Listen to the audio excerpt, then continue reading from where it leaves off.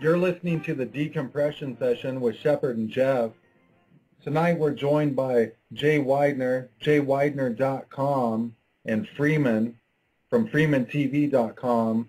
It's a pleasure to have both of you guys on the show, especially at the same time. I mean, this is great, guys. You know, I was thinking I'm going to turn this loose to Jeff, but, you know, maybe now is the time to get into the moon a little bit.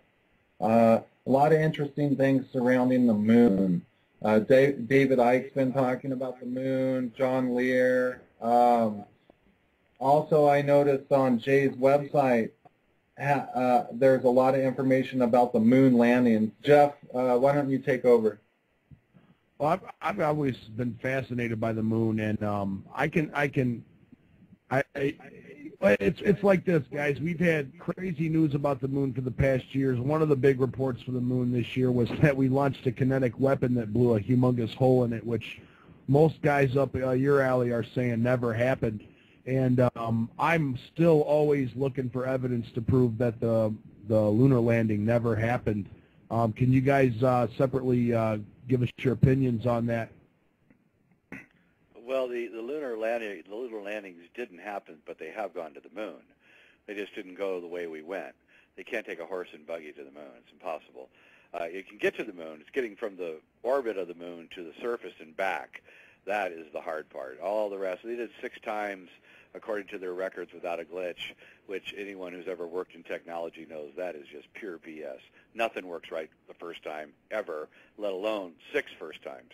So they never went that way, but they did go, and they've been there a while. And from that recent photograph by the amateur astronomer of the dome over Aristarchus would seem to indicate, especially with the lunar transient phenomena report that NASA produced in the 60s, that there's been activity on the moon for at least 400 years, at least since Galileo, who was really the first to report strange things going on the moon.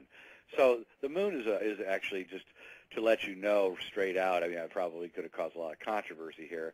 The moon is artificial. It's hollow. I mean, not artificial. It was actually an asteroid or something that was hollowed out and used as a spaceship. And it's here, and there would be no life on the land if there wasn't a moon because of the tides and everything. So I think that, you know, the moon came to Earth a long, long time ago, driven by intelligent people, maybe by the people we call the ancient Egyptians or somebody. I don't know. Okay, I Jay, know this. Let me stop right there. I'd like to stop you right there, Jay. Freeman, your take on that? I agree wholeheartedly. I think that Jay and I would agree on this, that I believe that when the major catastrophe happened in the solar system, and be it the Venus came into our solar system and collided, or Planet X, I don't know which to believe in, but the Venus one seems to fit. But absolutely we have this evidence of a massive catastrophe that occurred in our solar system. And this seemed to have taken a chunk out of planet Earth, if you believe Sitchin's descriptions of Nibiru with its 4 moons coming in and hitting and striking planet Earth.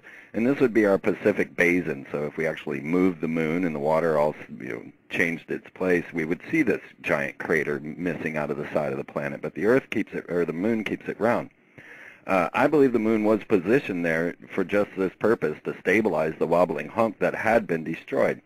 I sometimes question if it was the moon Iapetus that's Richard Hoagland has also brought to all of our attention, with looking identical to the Death Star, if that was not perhaps an ancient weapon that they used to destroy the planet and then had to move this moon in. But certainly when they did launch the rocket into the moon, what they called the bombing of the moon, which of course was not a bomb, my first theory and thoughts on all of that was that they were trying to see inside, very much like they show on Jurassic Park, where they strike the ground and then they can see the dinosaur in the ground. Same thing. Strike the moon, rings out like a gong, as they have reported, and then you can get tomography and see inside. Now, very similar with Phobos and Deimos, as when no one had seen moons of Mars until 1877. It was only at that point when they were first spotted, and then everyone could see them. But we've been looking at at Mars for 100 years through telescopes before this.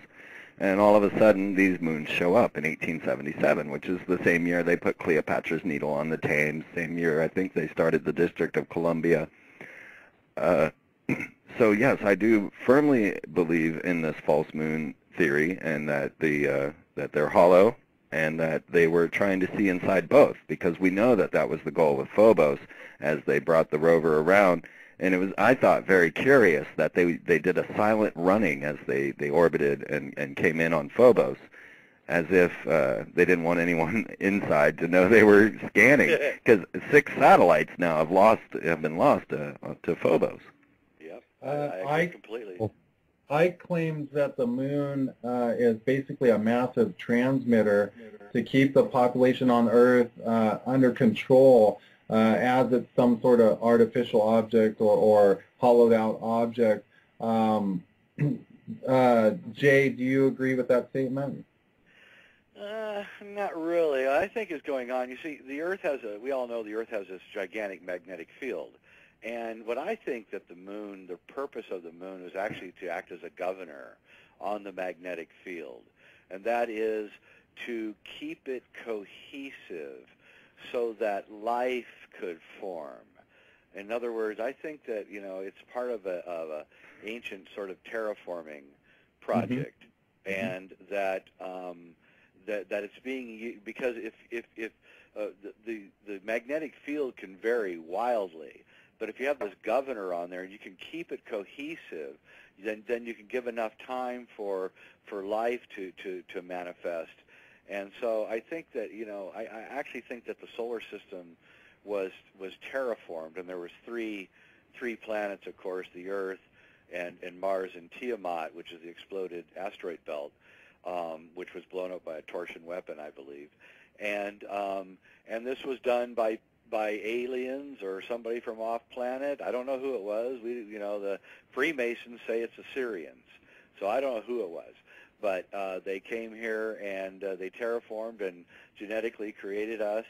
And then the solar system got cracked by the Great War or the disaster or whatever it is that blew up the fifth planet, and threw the physics of the solar system completely out of whack, which is what's going on right now.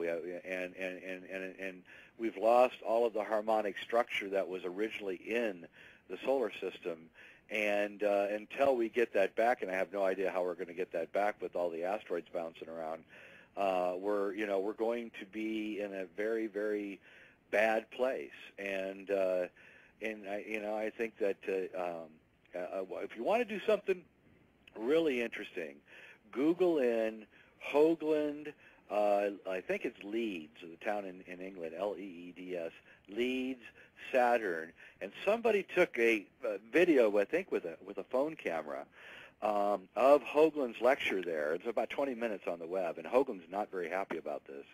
And in this lecture, in this 20 minutes, he completely spills the beans about Saturn. And it's something that he and I have been working on for about 20 years. And I definitely ask all of you to go do that, because it's very, very interesting. Even though it's a horrible camera and the sound is terrible, you can, if you're smart, you can figure out what he's trying to tell you. And I think that Iapetus is all part of this, which is why Arthur C. Clarke included Iapetus as the place where the monolith is found in the book 2001: A Space Odyssey. And so we can start looking at all this, and we realize that the myths are real, and that the names of things were named by people many, many, many, many, many years ago, and we can begin seeing. So when you look at the moon, you can start figuring things out by the names of craters and things. I mean, there's hexagonal craters on the moon. I've seen them. I mean, there's no doubt about it. So, what does that mean? How can there be a hexagonal crater? There's hexagonal craters on Iapetus. How can that be? And I think when you get the answer to that, you begin figuring out that what's happening is the substructure is being revealed from the constant bombardment. Now, you say that, Jay, that, we haven't made it to the moon with horse and buggy technology. I saw a clip on mainstream media where Bush authorized what's known as a forward moon base. Do you think that that is true, that they have a moon base? And if so, how do you think they're traveling to back and forth from the moon? No, they're using flying saucers, which is torsion-based physics. Mm-hmm. They're creating a huge, Paul LaViolette's work on gravitics is a really good place to start if you want to understand this. And they're just spinning electromagnetic fields and creating torsion, and they're able to go there in just a few minutes, is what I was told years ago, and they can get there in like 17 minutes.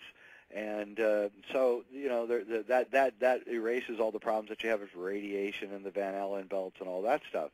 And yeah, I think there's bases on the moon. I pretty much know there's bases on the moon. And that explosion that they did at the South Pole definitely was to find out, to blow a hole in the moon, so they could map and find out where the hollow areas are. They're trying to get down in there. They're trying to back engineer all this stuff. That's been the entire project. That's where all our money's been going. That's where everything has been going. It's a gigantic the entire purpose of NASA was to go out into the solar system and find evidence of past civilizations. That was what they were doing. Nothing else.